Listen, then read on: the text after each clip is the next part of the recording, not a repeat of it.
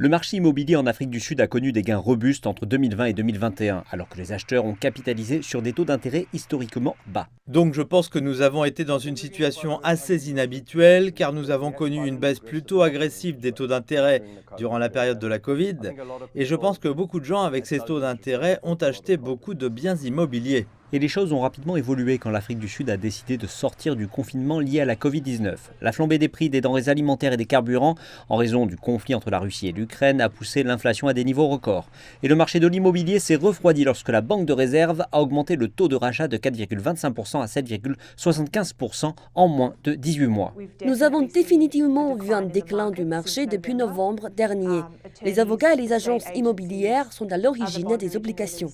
Ils ont tous perdu environ 30% de leur chiffre d'affaires ordinaire.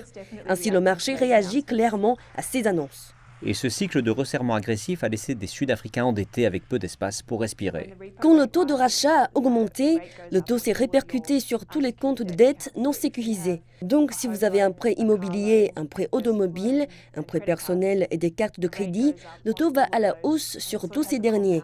Et cela a donc un effet composé sur votre capacité de règlement.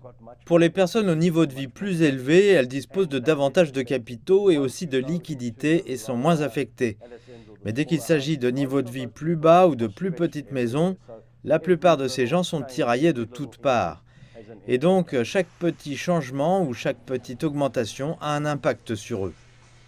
Et ces consommateurs à court d'argent qui espéraient un sursis quant à ces hausses des taux d'intérêt et des prix doivent faire face à des périodes difficiles.